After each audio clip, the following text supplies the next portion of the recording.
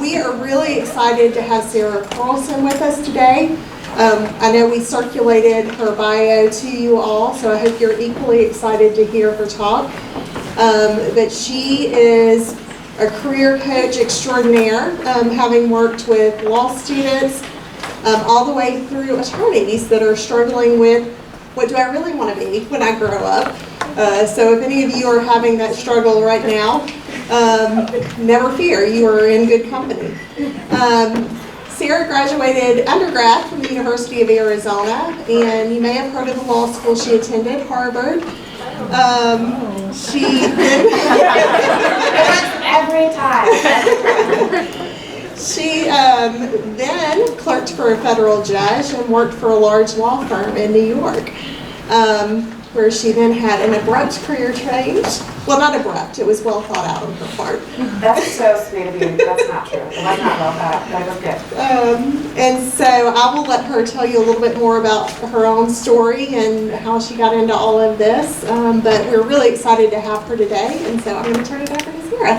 Thank you, Stephanie. Sure. Hey, everybody. Oh my gosh, I love it when you respond. Sometimes you talk and people are like, and it takes like another 30 minutes to like get you into it like I am.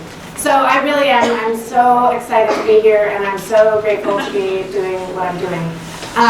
I'll start from where Stephanie left off, which is this okay? This mic, okay. So I'll start where Stephanie left off. I love that little back end I'm hearing. I was at the New York law firm, working on Wall Street, and working for big banks. Washington Mutual's bank failure in 2008.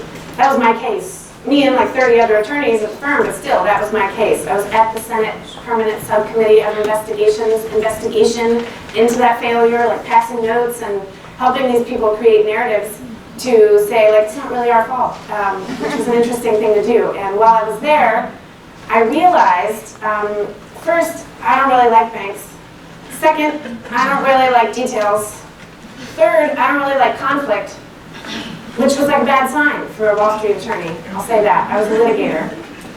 I also took an online assessment called the Values in Action, which told me that my top 5 values in life are love, spirituality, gratitude, curiosity, and forgiveness. Which so many times you take an online assessment and you're like, what am I supposed to do with that? Well, all I knew was that was a red flag, right? That's a red flag. Those are not aligned. And so this took me on a journey, and I did what most people do. I switched to law firms, because that was the problem, obviously. And while I was at my second law firm, I met the then man of my dreams, and very quickly he was like, I don't think you belong here. I don't think I belong here. I love you completely. Let's move to Haiti. And we did. We quit the firm, and within 6 months we were in a tent building schools and water filters in Haiti. And I never looked back sort of on the law firm job again, at least personally, right? And then we realized quickly there that perhaps building schools and water filters, although I don't regret it, and it was one of the most amazing experiences I've had, especially with my values, it was not maybe the best use of my Harvard law talents. Just maybe, or his, And you need resources to really help people, which is also something that we learned too. And anyway, there's a lot. You can learn a lot from something like that. And we were there about 6 months. And so when I came back, I decided I needed to find work that aligned with my strengths, my interests, and my values. And so I ended up getting a job at Emory as a career advisor. And I worked with students for 5 years directly, hundreds and hundreds of, thousands of conversations, hundreds of students. And instantly I realized, why are we doing this individually and voluntarily? This is the center of why you come to law school, is your career. Raise your hand if you're in law school to become a professional and get a job. Yeah, this is it. This is the reason we're doing it. So, one of those things is I created a class. I was like, we've got to teach them the skills that they need. And so I created a doctrine around all these decisions that you're making and all these things that you're doing to try to help you communicate. 1, identify your unique value, and 2, communicate that. Because you can be the most talented anything in the world, but if you can't communicate that, who's going to hire you, right? So that's one of the main tenets of my class is you are your own self-advocate. There's nobody else who can do it for you, and nobody else better suited. You just got to learn how. That's all. It's not too hard. And so what I try to do is I try to capture this nugget for interviewing, what I teach in my class in interviewing, There's a lot you can talk about in interviewing, but I tried to capture it with the doctrine that I created, or that I didn't create anything. It just sort of give some ideas and try to put some structure to these patterns that I saw with students. Does that sound like a good idea? Okay, yeah, we're going to do it. So first, today we're going to learn the purpose and theory behind interviews. This is sort of the purpose and theory behind interviews, which holds people up. And I'll let you know a little bit. It's real short, that one. Then we're going to talk about how do you select themes in preparation for interviews, which sounds, you'll get it when we do it. And third, we're going to learn how to create and craft a narrative that's basically going to get you the job almost every time. And let me tell you this, when you don't get the job, it usually has nothing to do with you. First, it's okay to ask for feedback after an interview. If you don't get the job, it's okay to be like, hey, I'm not asking for you to revisit this employment decision, but would you let me know like how I did and how I can improve? It's okay to ask that. And what you learn most of the time, it's somebody else was better, or somebody, like they really wanted something else, or one thing. You never know. So does that make sense? That's what we're going to do today. Okay, interview theory. First, what is the purpose of an interview? Someone raise your hand and tell me, what do you think? What are they doing there? Why are they doing an interview? By the way, I am offering $5 gift cards to Starbucks for people who volunteer when I ask for volunteers. I find even adults get really excited about that idea. So whoever volunteers for good answers, I'll have you write down your email before you leave, and I will send it to your email afterwards. So raise your hand. What's the purpose of an interview? Yes, I told you. Did that work? Yes, what's your name? Lydia. Lydia, what's your last name? Hardy. Lydia Hardy, do I have your permission to get your email address? Yes, Okay. Okay, tell us what your answer is. The purpose of an interview is to find out if a person has the characteristics that they're looking for a job. Yes, do they have the characteristics? So raise your hand if you agree with that. Yeah, I think so. A lot of people, and I think, go into this with the idea that is it to determine competence, like are you qualified? Raise your hand if it's also used to determine competence. Yeah, I would say it's much less about competence than it is about fit and your qualities. So what people miss is you go in all defensive. You're like, what if they ask me about my grades? And what if I'm not like, what if they're going to ask me about Supreme Court decisions? First of all, they don't do the latter, like ever. And second, really, what they want to know is do you fit in? Even at the snootiest of law firms, Sullivan and Cromwell, where I worked, we called it the beer test. Do I want to have a beer with this person? Is this someone I'm going to be with at 10 p.m. on Friday night when our case goes to crap? That's what they're asking. And so what I want you to remember, it's just people looking to hire people. Everybody gets a little anxious, and you get like, and everybody has been in your shoes. Like whoever's interviewing you, I promise you, they have had a bad interview. Okay? They've had a bad interview. All right. That's something I want you to go into every time. They have already decided. We have skipped so many steps by talking about interviews today. They have already decided that you're qualified. So you have to believe that too, right? Raise your hand if you agree. Yeah, because I'm right. Okay. Interview basics. First, I'm not going to insult you today by assuming that you are not willing to like read the handbook and figure out. Raise your hand if you know what a screening interview is. Okay, we're going to talk about it then. Nobody, okay, a screening interview is just those 20-minuters that you get at a job fair, or usually anytime your first round interview is a 20-minute screening interview. And that is, think about that, you have 20 minutes with somebody to figure out, and they're figuring out if you're a good fit, okay? Next, raise your hand if you know what a callback interview is. Okay, you guys know what I'm talking about, you just haven't heard the term screening. The 20-minuters at job fairs and otherwise, that's the screener. Sometimes it's your only one. So the callback is when they call you and you do several of those 20 to 30 minuters in a row. And they ask you the same questions, and you're like, okay, and then you meet nice people, and sometimes they take you to lunch. That's sometimes how that goes. And you can read about all of that in your handbook. Use the Career Services resources and ask. So in the handbook, I read it, it's great. They've got basically everything you need. So I don't want to keep you here with basics and tell you, be nice, right? Do you need to hear that? Probably not. We've heard that before, right? Okay. And use all the resources available to you. So I want to tell all of you, you guys are going to be okay. You know why? Because karma means cause and effect. And you have put the cause into the universe that you want a job and you want to learn how to do this. You know how I know that? Because you're here. because you're here today in a really hot room listening to me talk about interviews, even though I know that you've had interviews, and raise your hand if you feel pretty confident about your interviewing skills.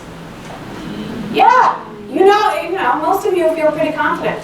What we're going to get into today is legal interviews and like going in on the offense as opposed to on the defense.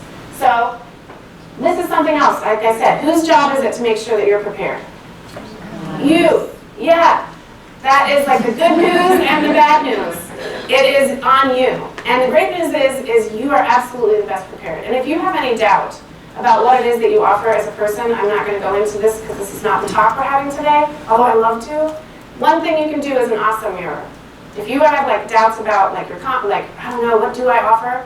I want you to pick 3 people that know you really well. Maybe an old colleague, maybe an old boss if you're really getting adventurous, maybe your mom, maybe your best friend, maybe your boyfriend, maybe your girlfriend, doesn't matter. 3 people. And you can go ahead and say, well, I usually do it first. It's called the awesome mirror. So I say, Mom, these are the 3 things that I think make you really, really awesome. Now do me. And what you get is if you do that with 3 people, a lot of times what you start hearing is similar themes. Like they might be telling you the same thing, but in different words. And so sometimes, and if you ask that from a professional standpoint, you can sometimes get some really helpful feedback. Things that you do that you don't realize are really strengths. A lot of times it's hard to recognize a strength because we assume everybody else does it because it's easy to us. But that's not really how the universe works. Like you know not everybody's good at what you're good at. Okay, so this is the nugget that I want you to take. This is what I teach in my class, is narrative. This is the idea that we are talking about the art of advocating for yourself as a professional. Just like you do in a legal brief, you put the facts of your own experience in the light most favorable to you. And you cannot do that without understanding the perspective of your audience. So if you go into an interview and you don't know who you're interviewing with, how are you going to pick the narrative that's strongest for you? And we'll talk about what that means. So next is the noun. And this is a question that you can ask yourself. And the cool thing about narrative is you can use this in resumes, you can use this in cover letters, you can use this in interviews. Interviews is one of the easiest. That's not true. They're all really good for narrative. But here's the question you can ask yourself every time if you're figuring out what to do in your resume, cover letter, or in your interview. What story or picture are you creating for the audience with this decision? So with this line in your resume. So for example, if you're in the litigation society and you're in the transactional law society, what story are you creating for the employer with those decisions? Maybe that you don't know what you're doing. If it's a litigation employer, I'm going to encourage you to take the transactional law society off. I don't know what you call them here, but I assume you have some equivalents. Because you're confusing the narrative that what you want to do is litigation. You can have a whole separate narrative that says, I do corporate society, I'm taking contracts drafting too, I am joining that society in the professional association. You can have a whole resume, and then you can have a whole litigation resume. You can tell whatever story you need to tell. And there's nothing unethical about it, as long as you're being honest when you're like, yeah, I'm really interested in litigation. Just like for your client, you're not going to include the fact that your criminal law client has also been arrested 14 times on similar charges, are you? If you can ethically avoid that, no, you're not going to share that. And that's how you work in interviews too. So that's what we're going to talk about today.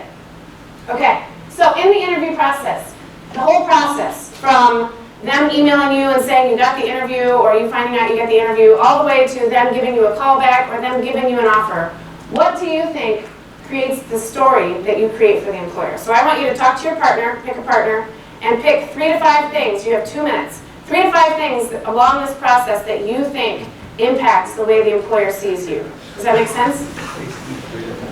So what? What's the question? Yeah, go ahead and talk about it. You can throw it, ask each other. So I'll say like your interview answers might impact the way they see you, right? That's just those are the types of things.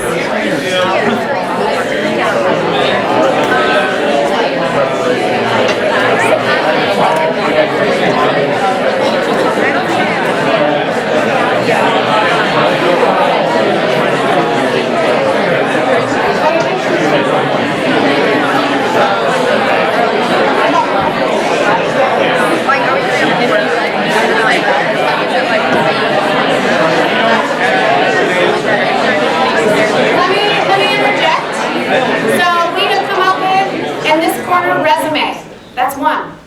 These are the kinds of things we're talking about. So there's several things that happen between that point and this point that may impact. So resume, standard, I love it. Keep going. Okay.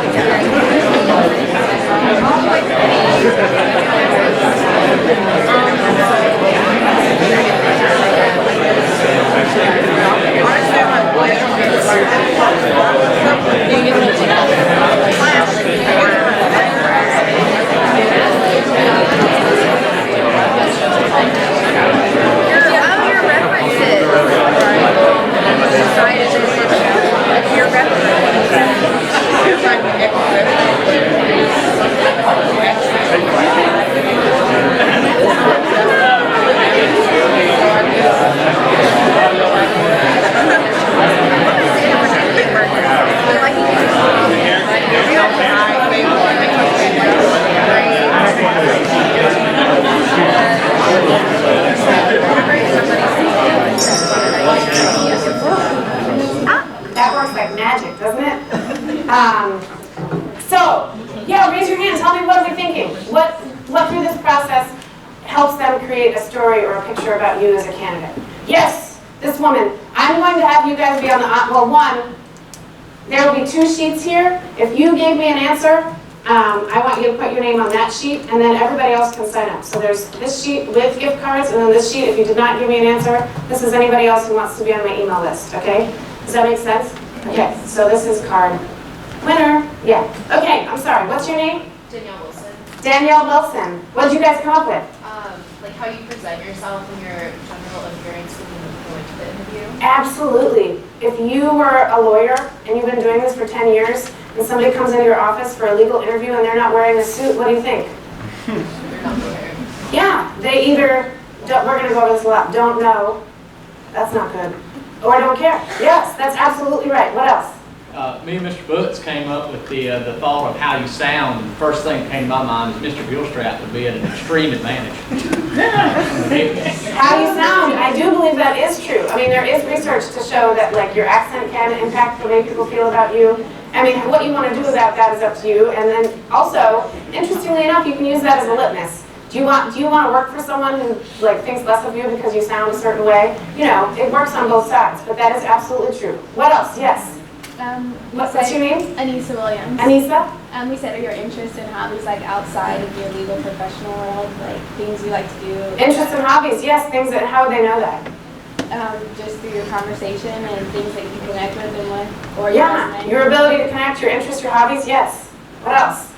Okay, I'm going to pause here and say, that's going to be a lot of gift cards, so we're going to cut it off at you. The rest of this piece of the conversation is not a gift card conversation, but there will be plenty more volunteer opportunities. Okay, yes? Your body language and eye contact. Body language and eye contact, absolutely. What else? Yes? We talked about recommendations. Yes, what other people see of you and like they see of you, if those are part of the application process, absolutely. Anything else? Yes? What questions do you ask them? Yes, that's a big one. What questions you ask them? Well, why is that important? Like, how is that like, what does that tell them? Well, it shows your interest in whatever they're doing and presenting to you, and it shows that you have an interest in just being there, because if you didn't care, you wouldn't ask. And it shows where your mind is. Because if your first question to them is, how much money am I going to make? You're telling them where your mind is. I mean, it really is those open-ended questions, and then from your end, what you're generating is a really big deal. So, yes, application documents, nobody said that yet, but your resume and your cover letter, you are creating a story. If there are mistakes in that, you're telling a specific story, right? You don't know or you don't care. Second, your answers to interview questions. What do you actually say? Which is a lot of what we're going to cover in here today. Your questions for the employer. Love that guy back there.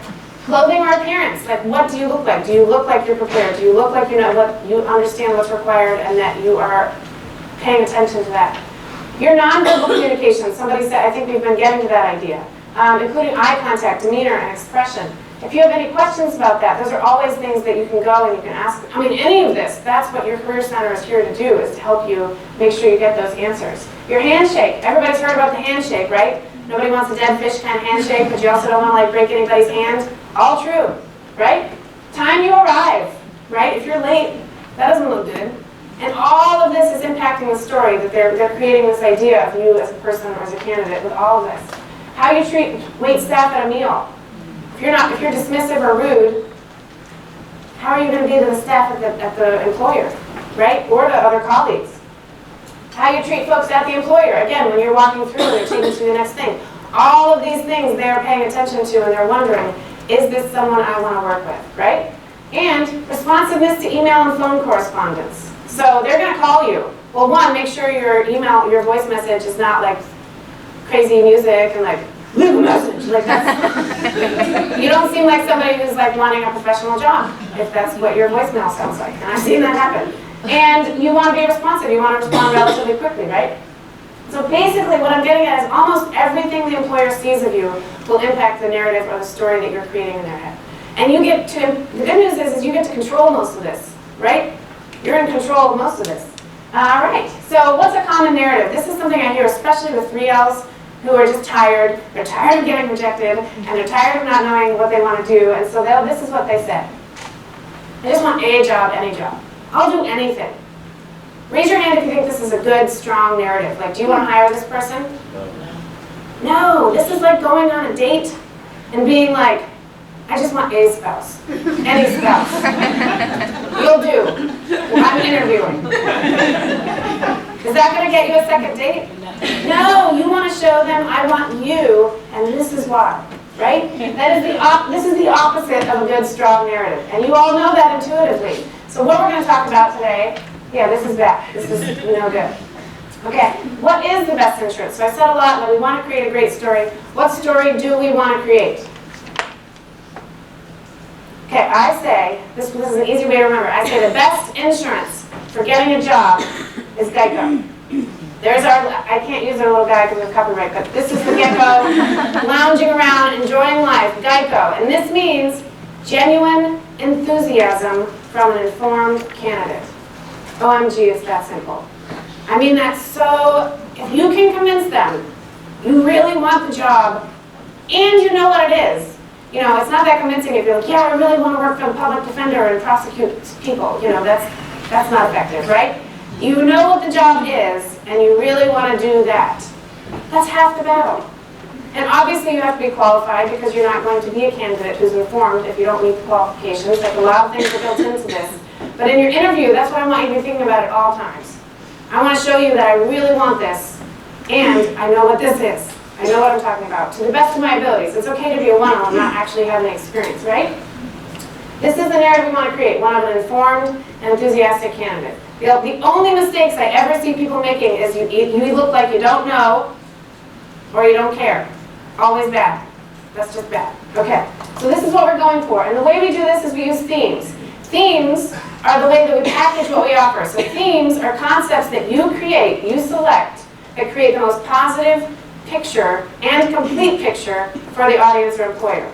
And that's relatively ephemeral, we'll get into it. But this is how we package.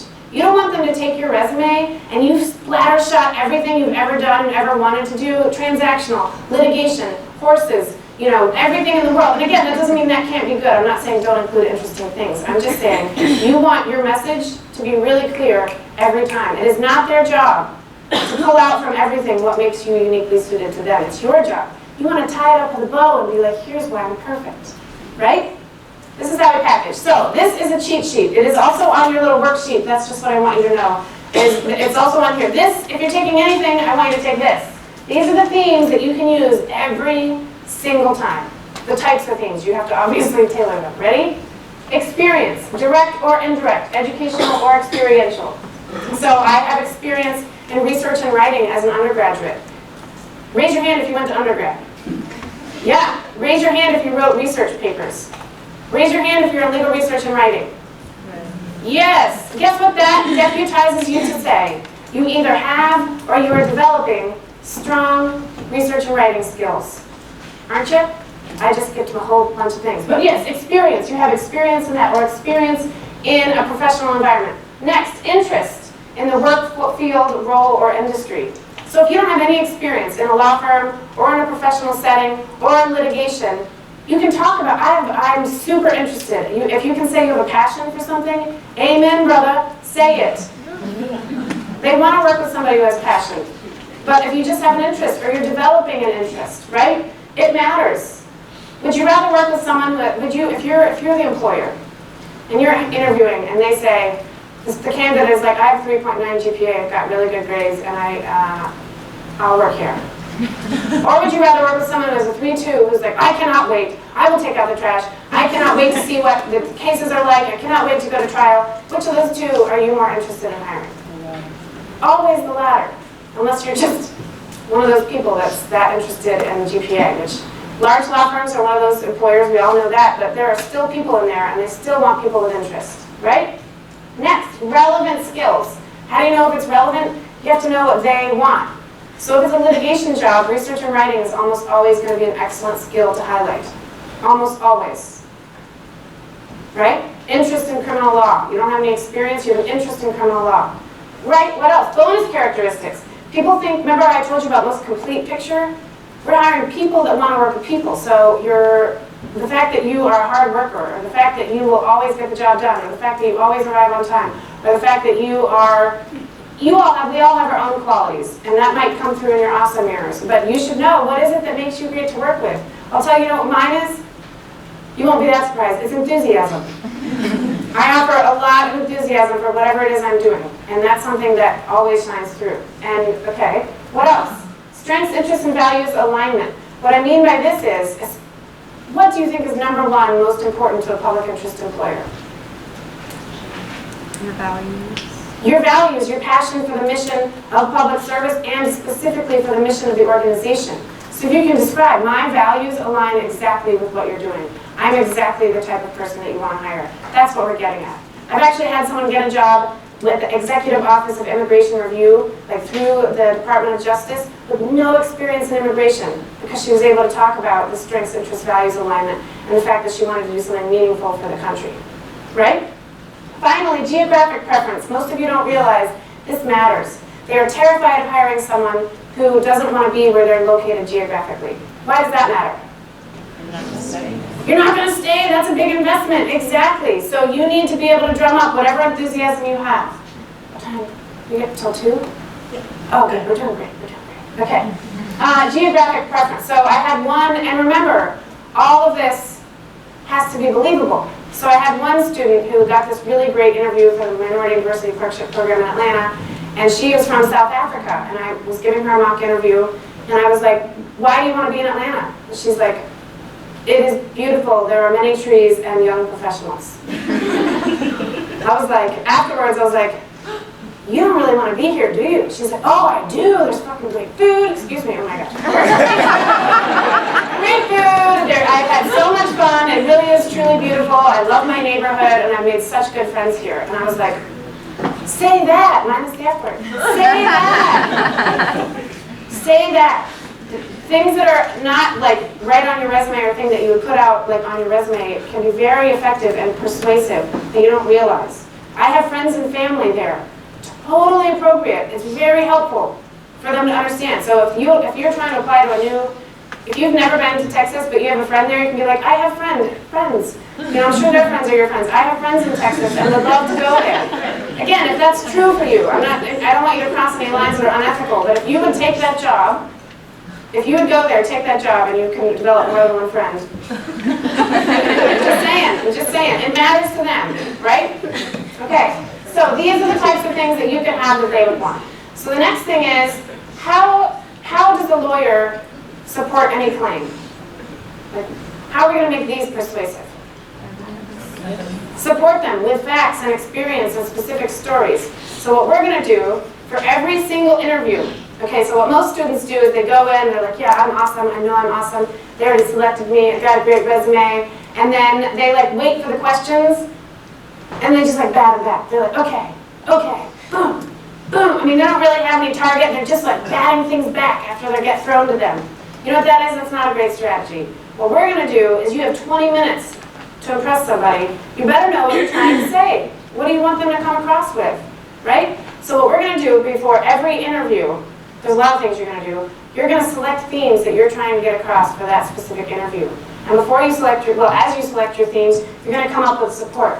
As you'll notice on your little sheet, this is a theme and then support. You can have more than 2. Hopefully you do have more than 2. And again, the way that you know, well, we'll talk about it. Okay. So identifying themes. This is how we know what a good theme is.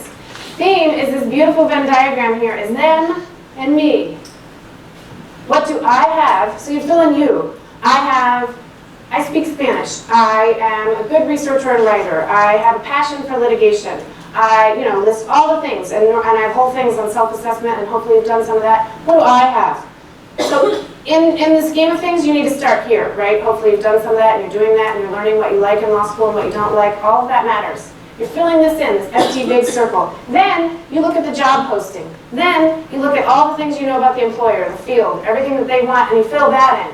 And where those match, that is a theme. That's a good theme. So if I'm going to an employer and they want, well, we'll talk about it, but strong research and writing skills and litigation orientation, and am I going to emphasize my Spanish speaking skills? No. Not unless I can communicate why that would add value to them, right? Don't claim something as one of your biggest strengths for them if you don't know how it's going to add value. But what if they want a Spanish speaker? Then should I highlight my Spanish speaking skills? Absolutely, and that's how we do this, is we pick only things that encompass them and me, right? Okay, and we're going to practice. So we want to identify what you have that they want. It's as simple as that. A genuinely enthusiastic, so we talked about genuine enthusiasm. This is sort of where we develop is on the me side. Understands him or herself and can highlight what he or she offers that is uniquely valuable to the employer. Do you know how they know it's uniquely valuable to the employer? Is they've done the research and they are informed and they understand what the audience wants. So I've had students go in, they've come back from an interview and they're like, I don't think it went that well. I'm like, why do you think it didn't go well? And they're like, well, I said I wanted to do transactional law, and they said they don't do that. You know what that is? That's bad. That's poor form. That is an uninformed candidate. So that is what we don't want to do. We don't want to do that. So we know what the employer does, and we can talk about whatever genuine enthusiasm we have for that. Them plus me is a theme you want to highlight. Okay, so this, whenever you're thinking, next time I'm going to put my little Venn diagram on the little sheet. Okay, so theme selection. So now I need a volunteer. This is what they say they want, and this is what the law student has. So then they want someone to answer phones, write correspondence to clients, and research and draft legal memoranda. Most law firms don't ask you to answer phones. I'm just throwing that in there.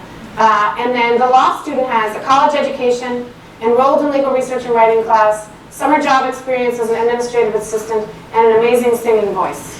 Okay. So what themes might we highlight based on the theme categories I gave you? Yes, come up. What's your name? You said come on. Yeah. We'll have a conversation, yeah. Sorry to kick you out. What's your name? Shanasia? Shanasia, nice to meet you. Welcome. Okay, a little bit firmer on the handshake. Come this way. Okay. That's good.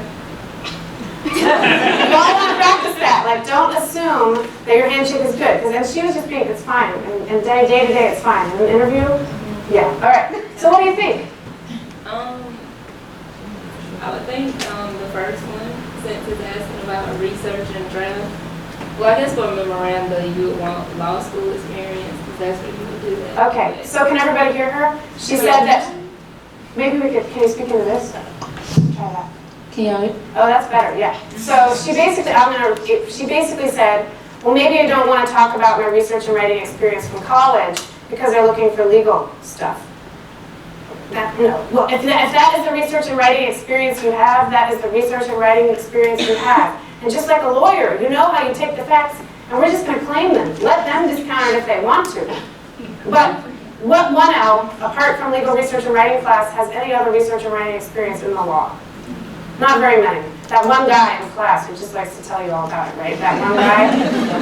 Not everybody's that guy. Most of us don't start with experience like that. So yeah. So I would absolutely say bing, bing, bing, legal research and writing experience. And if you're not, or skill, you can frame that as a skill or experience. So even if you're not super confident in your research and writing, you can say I'm developing.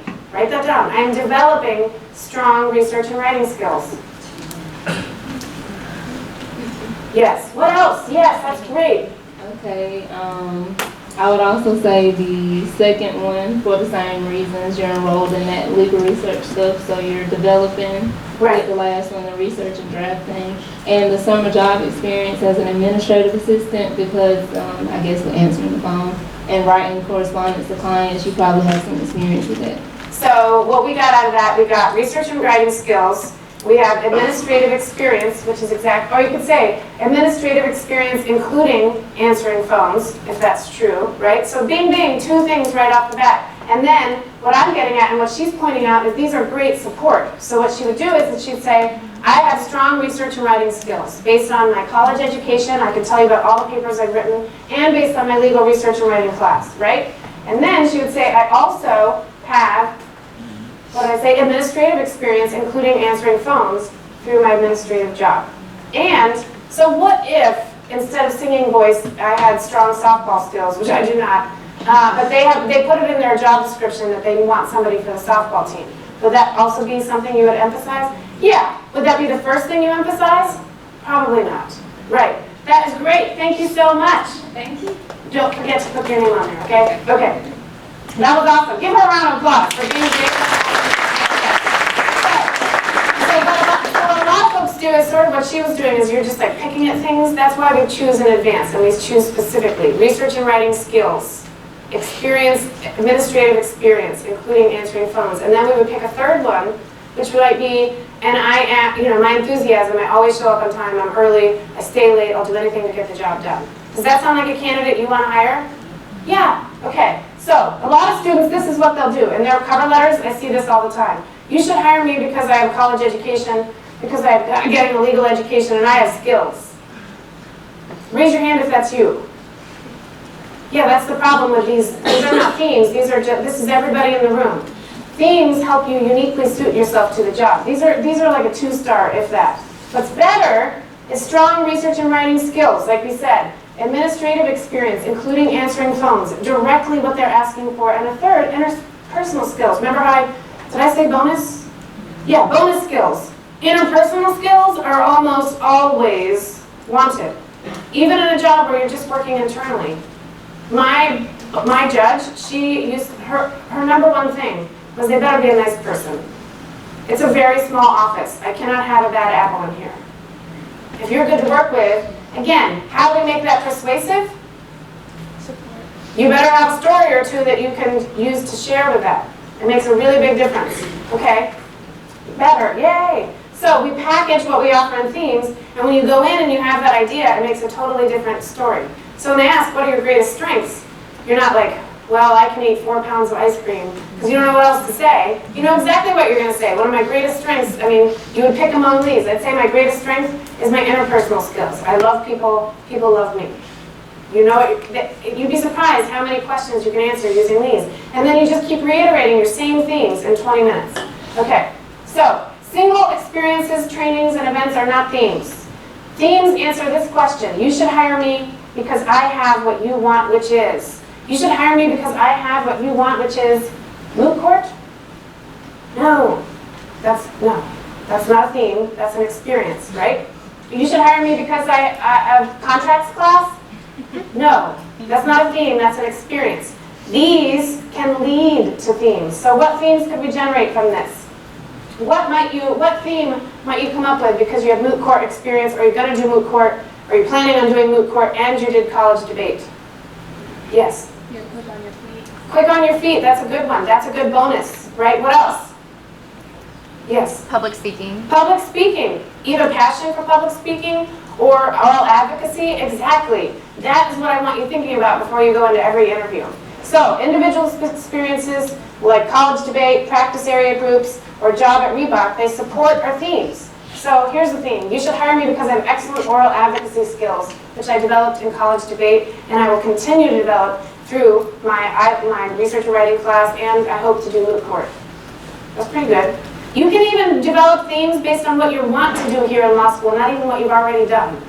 You can develop an interest in family law. You haven't taken any family law classes, but you can join the family law group, and then you can say, and I'm planning to take family law as soon as possible. And I've already had a conversation with a family law professor. Do you sound enthusiastic and relatively informed? See how easy that is? It's not that hard. Okay.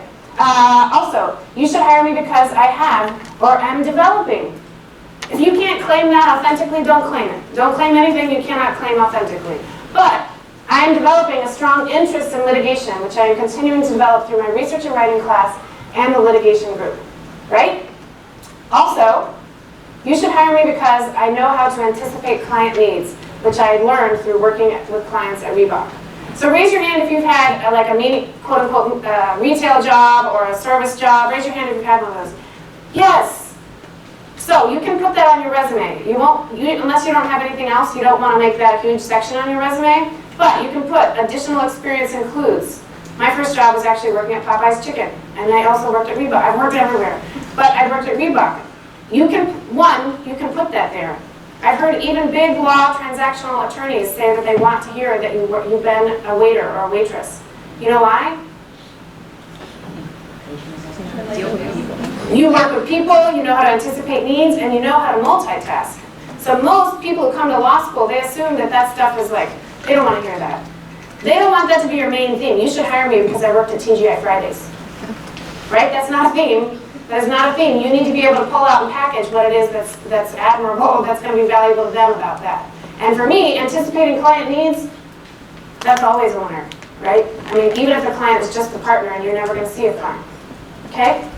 And that's what we're doing. We're packaging. So how do we know if our theme is positive? So the first thing is we understand what the employer wants. There's a whole section in your handbook about how to research employers, and we do a lot of research, right? So we avoid negative inferences. That's something that's really important. So here's the first. Bill tells the interviewer he came to law school because he enjoys arguing and everyone told him he's always good at it. Where's the problem there? Say it. Someone said it. Say it again. It's a negative theme. It has a negative inference that you could be argumentative. Raise your hand if you want to work with someone who loves to argue and who's very argumentative. I don't. Even lawyers, right? So you have to be careful. So the good news is if you go in before your interview and you select themes, you may want to check them with somebody. Because I've had a lot of students bring this one out. It's not a good one, right? What else? Jane described her theme of being uniquely driven. She's very driven in her cover letter, and she wants to emphasize this theme by sending in her cover letter handwritten. I had someone who wanted to do that, and I told him, I was like, you know what I think of? I think you either don't have a computer or you're in prison. We have a lot of pro se candidates who that's how they write their pleadings is by hand. So a handwritten thank you note, perhaps. But that, you just got to be careful that you're not going too far or that something you're saying, it's definitely supporting her idea of being uniquely driven, but there's a negative inference that you have to be watching out for. Okay? Did everybody see that? Yeah, okay. Third, Ariel says in an interview that what she does for fun is binge on Netflix. Everybody does it. Let's be honest. There's nothing wrong with that. What's the problem here? You could come across as lazy or, not driven. And so you just have to be a little bit careful about what you say and how that sounds. Right, okay. So then we already know if you want to take a snap, this snapshot, these are great ways to figure out what the employer wants. The first thing, I'm just going to go quick, is the job posting. They usually hand it to you on a little bit of a silver platter. You go through that document and you circle the words that you see over and over again, and then you find themes, and then you figure out which of those you can accurately support. If they don't have a lot of words in there, find a similar job posting, because they're probably going to want what that other small law firm wants that does litigation or similar work, right? Employer's website, especially their news section, you can find out what they're excited about, what they got going on, right? MLA practice area summaries, you can Google that. If you're interested in large law firms, that is the #1 place for a quick and accurate description is, what does an M&A associate do? You know how many ways that can be broken up? A lot of ways. I don't know what any of them do because I didn't do any of that, but that will tell you, and it tells you why people love it, why people leave it, really practical things. And if you can just cite to one of those and talk about it sort of intelligently, that's a no-brainer. Google, Glassdoor, don't be afraid of those things. ABA has amazing practice area resources. So if you get an interview out of nowhere, you're like, I have no experience in this. I don't know why they're bringing me in for an interview for this family law or child or juvenile defense position. It doesn't matter, just go and learn some stuff about it and talk about your genuine enthusiasm and see what it is that they have or what they would normally be doing that you can accurately talk about. Underutilized source, find any 2L or 3L who has worked there, ever. And you can put that in your cover letter and say, I spoke to so-and-so, who was a summer intern, or someone who already works there, or an attorney, which you should absolutely do, but this is an easy one. They'll tell you exactly what they did. And I'll give you something. Most jobs in the law are going to require some research and writing. It's usually a safe theme. Not always, but mostly. Right? And then school resources, I guarantee you, there's plenty of stuff out there for you just within this building, including faculty and staff who have had these jobs that you're really interested in. Just going and having one conversation. What did you really do? What did you really like about it? What surprised you about it? What was stressful about it? Not only can you go into your interview and be like, I'm really enthusiastic about family law. Period. That's not that convincing. But when you can say, I can support that by the fact that I'm about to take family law, I'm in a family law group, I've been to 3 panels, and I've had a conversation with 2 people who practice in that area. Here's some of the things that they've told me about their work, and this is why it really attracts me. That candidate may not be any different than you sitting here, except like a couple weeks with a little bit of effort, right? None of it even has to be done. Okay, what else? So how to select themes, what am I getting at? Start with the position, consider what they asked for, figure out what you know about the role, employer, or field, and you can generate enthusiasm about any of those. You don't have to be like, I'm really excited to be an intern. You can be like, I'm really excited about litigation. Or I am really excited to be an intern and get to work with all of you amazing people and learn. Whatever you can generate that has genuine enthusiasm in it, generate it. Then, what do they want? And then what do I have? Then you ask yourself, what do you have that they want? You brainstorm everything that you've got and rank your potential themes based on how much support you have for it and how important it seems to be to them. Right? Those are the 2 things we're really weighing. Them and me. That's it. So let's practice. So raise your hand if you have an employer that you want to apply to this summer. Everybody should have one of those. It's springtime, you know, you've been here 6 months, hopefully you're thinking that. So put your employer, just one. And if you don't have one, you can pick Alston and Bird in Atlanta, or you can pick the county attorney's office here in Macon, Bibb County, DA. But if you have one, put it there.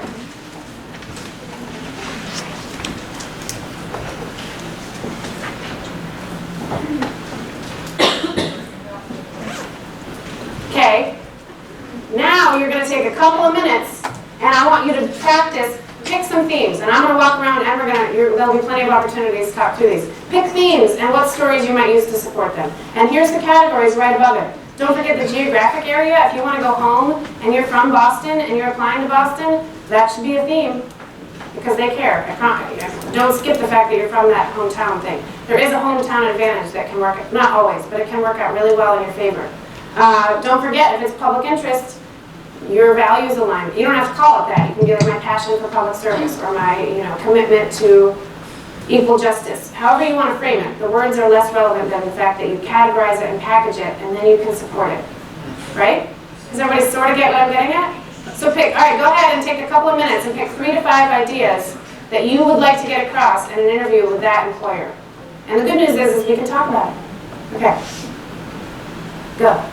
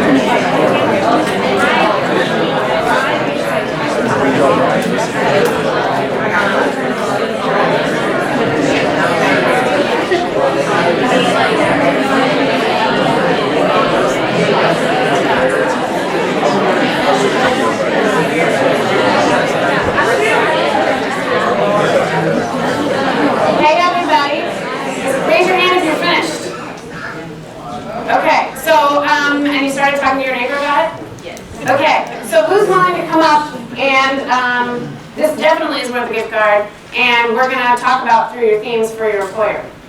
This is your chance. Oh, yes. You have the same haircut. I love it. Come on down.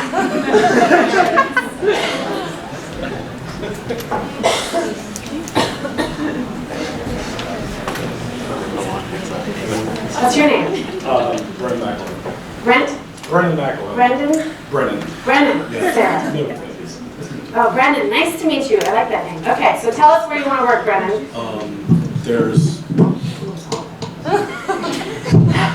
That's totally natural, isn't it? There's a law firm in my hometown that I would like to work with this summer. Okay, first of all, is everyone else impressed that he's found a specific law firm in his hometown? Is that good? Yes, it shows that he's informed and he's paying attention, he's putting some effort into this. Amen, already. Let's do it, Brendan. Okay, so let's talk about, so what type of work do they do? That's where I get a little less accurate. Because they do a lot of, they're kind of they're my hometowns, like, we need attorneys. Do you want to like work through this contract? Oh, so it's not a very big town? No. Where's the town? Rome, Georgia. Rome, Georgia, Which okay. is just big enough to get a dot, but not big enough to deserve it. And he's got jokes for it too, he definitely is from there, right? Okay. So, most small law firms, a lot of them do everything, and that's totally okay. Which means you just have more themes to choose from. Okay, so what did you choose as your themes so far? What are you thinking? Definitely research, client-side service, and diversity in subjects / experience. Okay, so. Experience would be the better way to word it, but I like that they do a lot of different things because I'm a little lost when it comes to things that aren't criminal. Okay, so do they do criminal? No. Okay, so we know that they don't do criminal, so that's something I would not probably, I mean, you can talk about it, but you need to be able to pull out why that's relevant. So we've got research. if I were you, I would go ahead and add in the writing, because they're gonna have you write it, even if it's a memo, or they just want, and you could say, I'm a super strong researcher and developing great writing skills. Is that? Yes. That's accurate. So I would go ahead and throw that in. So that's a skill. And I usually start with, I usually rank them in the order that I gave them to you. So if you haven't, usually what you do is you pick your themes, and then you rank them in the order that, the strongest first. So let's get to this first. Yeah, so your experience. Tell me about your experience, because diverse experience, yeah. I meant I'm interested in them because of the experience that they could provide me. Okay. Sorry. You're interested in a diverse Yes. experience. Okay. Because Interested in diverse filled experience. in. You're doing good. Thank you. You're doing great. Okay. Okay. So, have you had any jobs? Yes. What jobs have you had? I worked as a consultant in China. I worked as kind of an administrative assistant in the DA's office, and I worked as an intern for a congressman. Okay, let's start with, how about previous professional, diverse set of previous professional experience? How do you like that package? Quite a bit. Can I? Yeah, write that down. This is the stuff you need to be doing before your interview, because they should not have to be pulling this out. You need to be able to say, that is his number one. Is that a good one or what? Because I have a diverse set of previous professional experience, or I have a diverse range of previous professional experience, including a consultant in China, including, what did you say? DA. DA job, and one more, administrator and congressman. Exactly. All of those could be relevant, right, on certain levels. He pulled a lot, just the previous professional experience, and then his support for those are those jobs. Then he could move into, what I learned from those jobs was? Client-side service, really. All three of those, it was about cooperating and providing what people needed. Is he not shoo-in for this job or what? I mean, come on, client focus is amazing. He doesn't know, but I'm telling you, raise your hand if you think this is already going really well, if he gets these things across. Everybody's voting for you. Okay. So that is something to note. Everybody has something, if you want to look it up, it's called the imposter syndrome. If you are going into an interview or you start feeling here like, I have no idea what I'm doing, I cannot believe they let me in here. First of all, I want you to know that I told the therapist that at Harvard. I was like, I'm totally inferior, I do not belong here. And she's like, you know that everybody says that, right? She's like, 99% of people, and the other 1% of people are just weird narcissists. So there's something called the imposter syndrome. It's a real thing. I want you to look, if you're feeling that way, it is on, you gotta own it, right? Okay, so we've got, what did you say? Oh, previous professional experience, which has led me to a client-centered focus. And then you can give stories or examples. Can you tell me about a story? Sure. A big part of getting the consulting work I did was in education, and a big part of that was being able to get students to translate their interests to American colleges, because they're not super big on that. They're just like, I have perfect test scores, I should be able to just use that. Because notice how that doesn't work. Perfect test scores is not enough. So okay. It was just really fun to work with individual students, because a lot of times they'd say, well, what do you want to do? I want to be an engineer. Why? Because I want to be an engineer. And it was exciting to get to know these people better. And my favorite is I had a student who played a really specific Chinese instrument that it was fun to use that as a vehicle for, he was rooted in Asia, trying to expand into Western horizons, because the flute that he played didn't really use normal or Western nomenclature. So learning to write his essay as, I'm very Chinese, but I would like to explore life in the West, and using his instrument as the vehicle. Yeah, okay, so what I hear that you're getting at right now is almost more in the interpersonal skills and loving to work with people, which I actually think is a different theme than your client service focus. Does everybody sort of see that? So what he's getting is that I love to work with people and I love to draw out what they love. By the way, that's exactly what I love about my job. You and I are right here. So interpersonal skills, that's what I would call that, interpersonal skills, or people skills, or ability to, whatever. So that's separate, and that's a great story for that, is I loved working, and you know what you're talking about, your interpersonal skills, is also your ability to work with a diverse set of people, which not everybody can do. So I would absolutely use that story and the fact that you can do a broad range of people. Those are two great supports for this idea that you have interpersonal skills. So you've already got another theme, but for client service, I would want you to think more about a story where you're like, it didn't matter what we wanted, we had to get what the client wanted finished. So think about some time where there was a great success story that you had for the client from the client's perspective, right? Yes. It's all the client, even from my other experience with Popeye's Chicken, the client is always right. And here's how I learned that, right? Does everybody see that? Okay, and then, what else do we have? Hometown. Hometown, I kind of wrote as that last, just like, geographically, this would be really nice too. This is where I want to be. Yes. This is where I'm from, this is where I went to high school, we're a dot, we don't deserve it.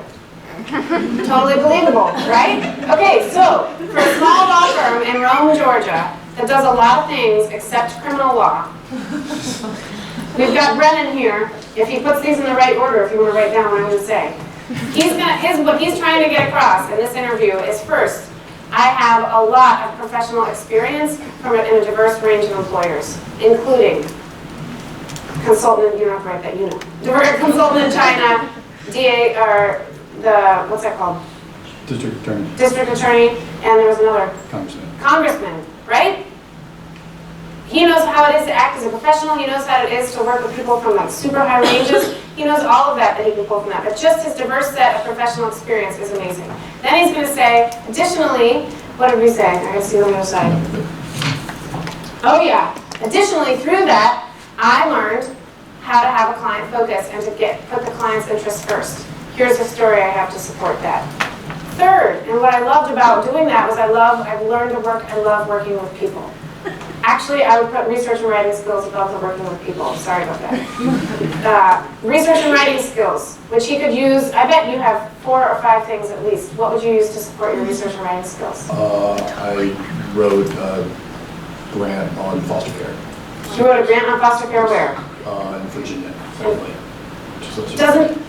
You guys are very, very, do you think it matters that it was in Virginia? We're not talking about research and writing experience on Georgia law, right? We're talking about research and writing. So even your research and writing experience from this class in your law school is good, your undergrad research and writing experience is good, any research and writing you did in any of those jobs is research and writing, isn't it?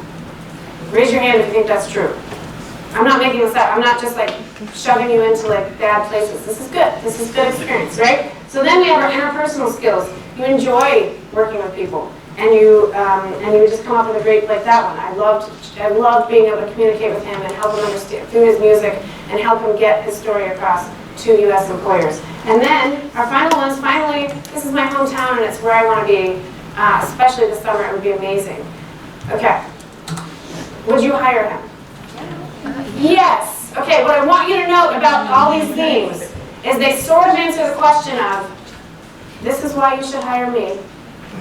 And they're sort of like, this is why I want to work for you. They're both.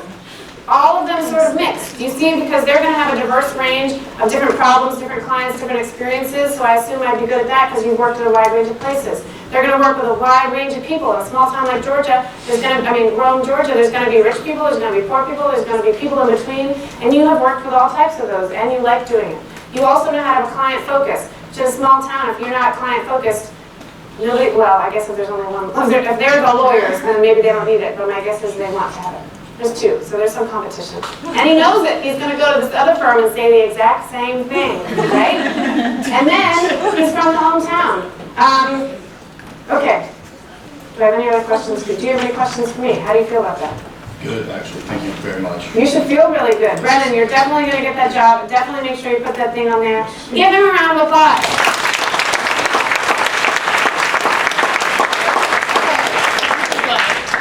Oh gosh, we're running out of time so much. Okay, so let me see where we're at. One thing I want you to note. You know what I do not want you to emphasize as a theme if you're going to a law firm? Your commitment to public service. Even if they have a strong pro bono. Because you know what their pro bono is? That's like their softball team. I mean, it's more important than their softball team to them, I hope. But I'm just saying it's not, it shows a fundamental misunderstanding of what they're doing there, which is solving client problems and making money, right? It's different. Okay. All right, we totally ran out of time. But interview game show, we can have one person come up and answer 2 questions, and that would be basically all we have time for. Anybody else? Gift cards, gift cards, gift cards. Oh, we got 2, 1, 2. You in the gray and you in the back with the flower. Perfect. What else do I have on here? I want to see what I... Okay. Let me do that. I'll pretend like we got through all. Okay. What's your name? Yes, perfect.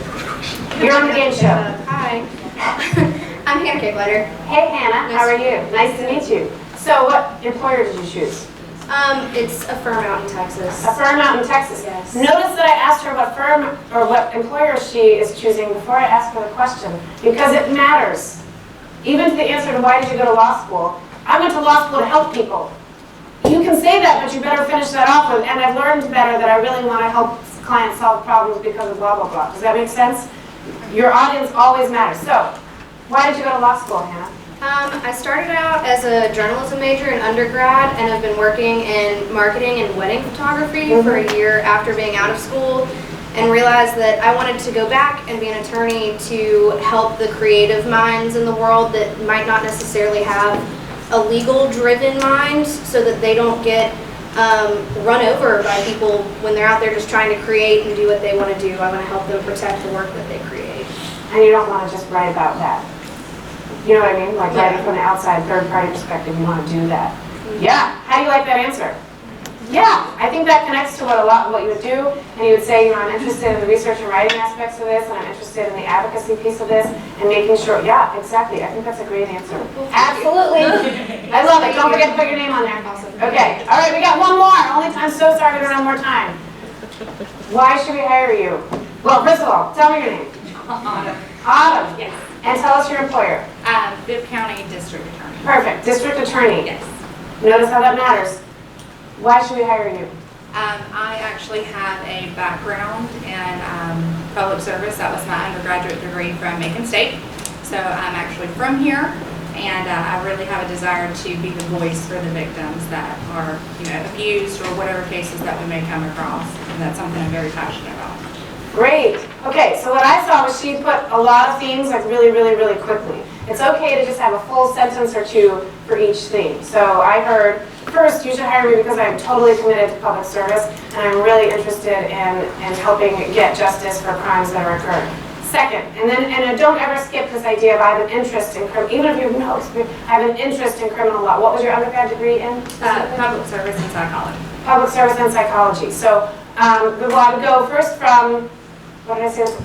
Passion for public service, including an interest in criminal law. Those might be 2 things, right? And you didn't talk about criminal law. But anyone going to a DA's office, they want somebody who wants to do criminal law. That's what they do, right? So don't skip that.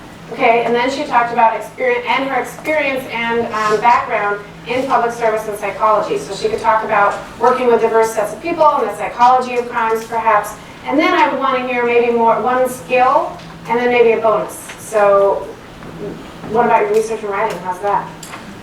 It's pretty dang good. Yes, and or developing. Correct. Right? Yes, so that's what I would want to hear. And then you can follow up, and you said you're from there. You're from here. And this is my hometown, so it'd be great to stay here. Does that make sense? So I would want you to take what you put in your themes and just start putting them and don't be afraid. You can speak for a little bit and just give them what they want to hear. Does that make sense? Let me see if there's anything else. These are all really good. You did great. Don't forget to put your stuff on there, okay? It's so nice to meet you. Okay, if you want to hear this, this is the best thing I can give you. Ready? At the end of an interview, they ask, is there anything else you want us to know? Think, did I hit all my themes? Is there something that I wanted to get across that I didn't? You picked those 4 to 5 themes for a reason. Did you get, I forgot to tell you, I have a strong interest in litigation. Don't forget that, right? Or I didn't tell you I'm from my hometown, or I didn't talk about the fact that I'm really good with people, right? If you did hit all 5 of your themes, all you want to say is, I just want you to know I really, really, really want this job. Okay? So that can solve all kinds of problems. So I had a student at the interview, even if you mess something up totally, they ask you a question that throws you off, and you fumble around for like 4 minutes, and the rest goes really poorly. And then they ask you, is there anything else you'd like us to know? This is the recovery tool that will work every time. What I want you to know is, I'm new at interviewing, and it is a skill I'm working on, and I'm a little bit nervous today. You can just acknowledge the glaring issue, right? Just say, I just want you to know I'm nervous, and I'm not sure everything I wanted to convey came across today. But, here's the words, but if I could convey anything, it would be that I'm very interested in this job, and I believe I could add value. And here's why. And you know how you know why? Because you have your themes. I'm not sure that came across, but this is what I'd like you to know. And always thank them for their time, but do not forget the enthusiasm. It is not unprofessional to show enthusiasm. All they want is somebody who wants to be there. I mean, I'm not kidding. And then it's also appropriate to ask for a timeline. So you can say, oh, when might I expect to hear from you? Is there anything else I could provide? So that you're not sitting around like 4 weeks later, like, oh, I guess they didn't hire me. Well, maybe they haven't made a decision yet, and you just didn't ask, right? Okay, always think Geico. Genuine, you want to be this guy? Like, yeah, I'm awesome at this. Genuine enthusiasm from an informed candidate. And even John D. Rockefeller said, I would hire a man with enthusiasm rather than a man who knows everything. John D. Rockefeller, man, who knows what he's doing, or at least did, right? And that's it. So, this is my email address. Anybody who wants to be on my email list can sign up. There's a different one that the people with the gift cards get. But thank you so, so, so much.